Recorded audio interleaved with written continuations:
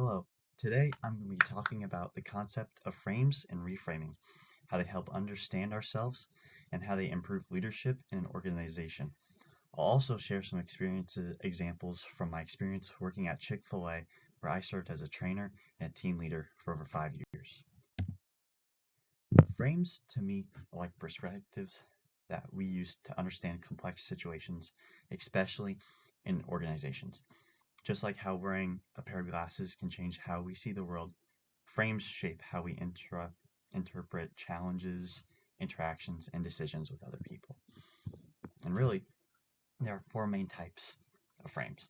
One being the structural frame, which focuses on roles, responsibilities, and processes, and it's about clarity and efficiency.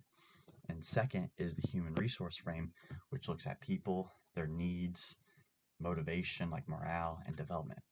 And then there's the political frame, which I think examines power dynamics, conflicts, and resource allocation.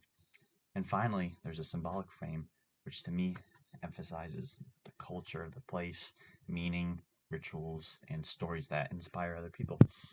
So when we ask ourselves, what's the benefit of using frames? Frames allow leaders to see situations from multiple angles, make better decisions, and avoid one-dimensional thinking. And then there's the act of reframing, which to me is the ability to step back, to shift from one frame to the other. It's about, like, for an example, if there's a team conflict and it seems like a personal issue, reframing it through a different lens, like the structural frame, might reveal it's actually a scheduling problem or it's an unclear role expectation. And this reframing helps leaders be adaptive, creative, and more effective. And now we can turn inward toward myself and reflecting how my role at Chick-fil-A as a trainer and a leader, I saw how frames helped me understand my own leadership style and interactions. For starters, I know that my personal preferences is strongly human resource focused. I'm also very yellow. And when I say yellow, I'm referring to my personality profile type that we learned in class. And the main core of it is me being fun and connecting with other people. As a yellow leader, I'm often the one to bring the energy to a 6 a.m. Chick-fil-A breakfast shift, and I thrive on social interaction, and I see my role as like the social glue guy that keeps the team bonded when things get stressful. They do get stressful at Chick-fil-A.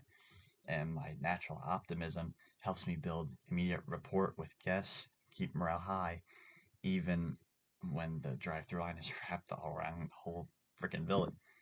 However, with this, it also means I have to stay mindful of my blind spots. Like sometimes I'm uncomfortable with dealing, like being confronting people when something goes bad, or feeling drained by the repetitive tasks that fall under the structural frame, really. And for me, leadership isn't just about hitting metrics, it's about making sure the journey to those goals is actually enjoyable for the people I teach and the people I'm leading. I naturally care about my team members' development, coaching, and morale. And some of my other strengths include mentoring new employees, building relationships with people. But some of my blind spots might be overlooking structural details like scheduling conflicts if I'm too focused on people. And this ultimately influences how I communicate. I tend to encourage and motivate verbally. I make decisions by weighing how choices affect my team. It's perspective. And while this perspective helps me stay connected with people, maintain high morale, it can sometimes slow down my decision making if I'm trying to consider everyone's feelings. And because of frames, I also understand the need to adapt my style depending on the situation at hand. For example, if sometimes a shift be short staffed and people call off and it's really busy, I may have to switch to like a structural political frame to focus on efficiency and designate tasks to people that what they're good at instead of coaching them and helping them in the moment. And understanding my personal frame helps me balance relationships with results. And now, finally, let's look at how these frames and reframing contribute to organizational leadership.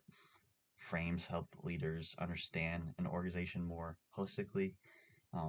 For example, in my experience at Chick-fil-A, using the structural frame, it helps me ensure that tasks and stations are organized, cleaned, and for smooth service. We try getting people out the door as quick as we can. And meanwhile, the symbolic frame is critical in maintaining company culture, such as the traditional of eating grass warmly and celebrating team wins, saying stuff like "my pleasure" all the time. And leadership often involves reconciling political, like conflicting frames.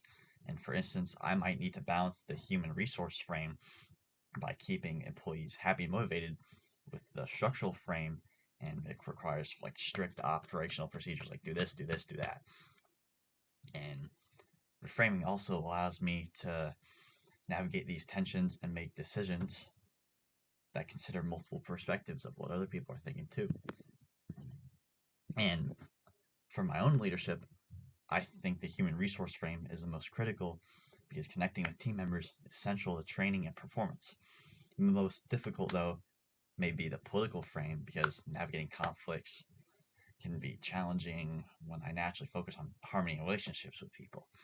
And ultimately, applying frames and reframing leads to more effective leadership because it helps leaders like me see problems clearly, understands our team better, and we be able to make adaptive decisions that improve both performance and morale. And in conclusion, understanding frames is like having a toolkit for me for leadership. It helps us see beyond our personal preferences. It helps us adapt to complex situations and guide others more efficiently. And for me, working at Chick-fil-A as a trainer and a leader has shown me firsthand how frames and reframing can turn challenges into opportunities for growth, both for myself and for my own team members at Chick-fil-A. And I can use these skills beyond Chick-fil-A in my further career later in life. Thank you.